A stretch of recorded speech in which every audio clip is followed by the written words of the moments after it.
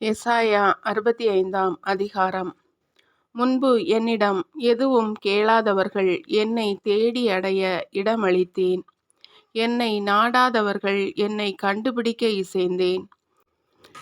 என் பெயரை வழிபடாத மக்களினத்தை நோக்கி, இதோ நான், இதோ நான் என்றேன். தங்கள் எண்ணங்களின்படி நடந்து பயனற்ற வழிமுறைகளை பின்பற்றும் கலகக்கார மக்களினத்தின் மீது நாள் முழுவதும் என் கைகளை விரித்து நீட்டினேன்.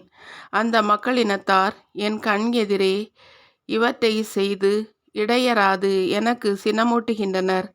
தோட்டங்களில் பலியிட்டு செங்கற்கள் மேல் தூபம் காட்டுகின்றனர். கல்லறைகளிடையே அமர்ந்து மறைவிடங்களில் இறைவை கழிக்கின்றனர். பன்றி இறைச்சியை தின்கின்றனர்.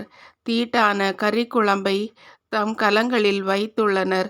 இவ்வாறிருந்தும் எட்டினில் என் அருகில் வராதே, நான் உன்னைவிட தூய்மையானவன் என்கின்றனர். என் சினத்தால் மூக்கிலிருந்து வெளிப்படும் புகை போலும் நாள் முழுவதும் எரியும் நெருப்பு போலும் இவர்கள் இருக்கின்றனர். அவர்களுக்குரியது என் முன் எழுதப்பட்டாயிற்று. நான் அமைதியாய் இருப்பதில்லை. அவர்களுக்கு தகுந்த கைமாறை அவர்கள் மடியில் அளந்து கொட்டுவேன். அவர்கள் தீச்செயலுக்கு அவர்கள் மூதாதையர் தீச்செயலுக்கும் சேர்த்து கொட்டுவேன் என்கிறார் ஆண்டவர். ஏனெனில் அவர்கள் மலைமேல் தூபம் காட்டினார்கள், குன்றுகளின் மேல் என்னை பற்றி இழிவாக பேசினார்கள். அவர்களுடைய முன்னைய செயல்களுக்குரிய கைமாற்றை அவர்கள் மடியில் அளந்து கொட்டுவேன். ஆண்டவர் கூறுவது இதுவே: திராட்சை குலையில் புது ரசம் கிடைக்கும்போது அதை அழிக்காதே, அதில் ஆசி உள்ளது என்பார்கள். அவ்வாறே என் ஊழியரை முன்னிட்டும் நான் செயலாற்றுவேன். அவர்கள் அனைவரையும் அழித்துவிட மாட்டேன்.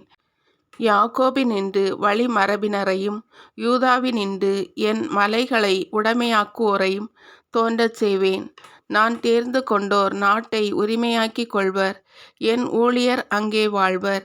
என்னை வழிபடும் என் மக்களுக்கு சாரோன் சமவெளி ஆடுகள் மேயும் நிலமாகவும் ஆக்கோர் பள்ளத்தாக்கு மாடுகளுக்கு தொழுவமாகவும் அமையும். ஆண்டவராகிய என்னை கைவிட்டுவிட்டு என் திருமலையை மறந்தவர்களே, கத்து. தெய்வத்திற்கு விருந்து படைத்து மெனி தெய்வத்திற்கு நறுமண திராட்சை ரசத்தை கிண்ணங்களில் வார்ப்பவர்களே, உங்களை வாளுக்கு இரையென குறிப்பேன்.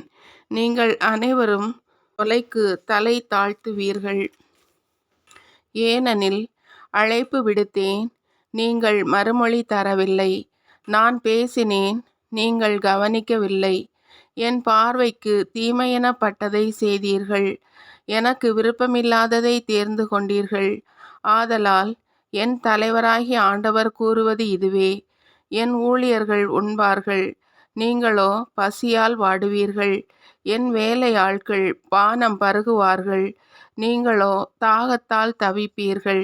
என் அடியார்கள் அக்களிப்பார்கள், நீங்களோ அவமதிக்கப்படுவீர்கள்.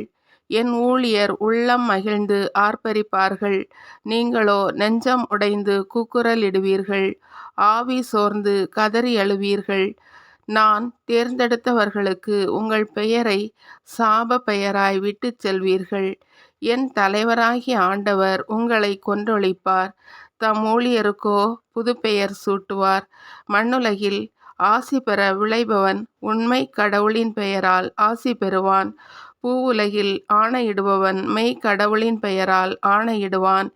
ஏனெனில் முன் நாளைய துன்பங்கள் மறந்து போயின, அவை என் பார்வையிலிருந்து மறந்து போயின. இதோ, புதிய விண்ணுலகையும் புதிய மண்ணுலகையும் படைக்கிறேன்.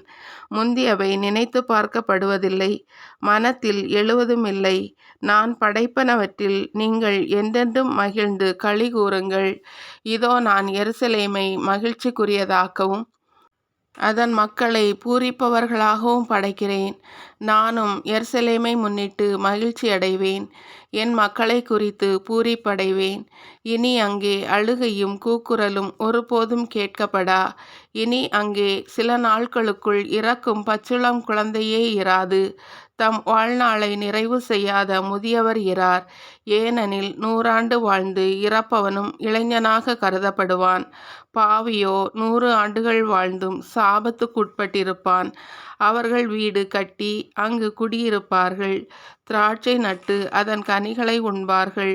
வேறொருவர் குடியிருக்க அவர்கள் கட்டுவதில்லை, மற்றொருவர் உண்ண அவர்கள் நடுவதில்லை. மரங்களின் வாழ்நாள் போன்றே என் மக்களின் வாழ்நாளும் இருக்கும். நான் தேர்ந்து கொண்டவர்கள் தங்கள் உழைப்பின் பயனை நெடுநாள் துய்ப்பார்கள். வீணாக அவர்கள் உழைப்பதில்லை, தங்கள் பிள்ளைகளை அழிவுக்கென பெற்றெடுப்பதில்லை. ஏனெனில் அவர்கள் ஆண்டவரது ஆசி பெற்றோரின் வழிமரபினர். அவர்களின் தலைமுறையினர் அவர்களுடன் இருப்பார்கள். அவர்கள் வேண்டுவதற்கு முன்னே நான் மறுமொழி தருவேன். அவர்கள் பேசி முடிப்பதற்கு முன்னே பதிலளிப்பேன். ஓநாயும் ஆட்டுக்குட்டியும் ஒருமித்து மேயும். சிங்கம் மாட்டைப் போல வைக்கோல் தின்னும். பாம்பு புழுதியை தின்னும். என் திருமலை முழுவதிலும் தீங்கு செய்வாரும் கேடு விளைவிப்பாரும் எவருமில்லை என்கிறார் ஆண்டவர்.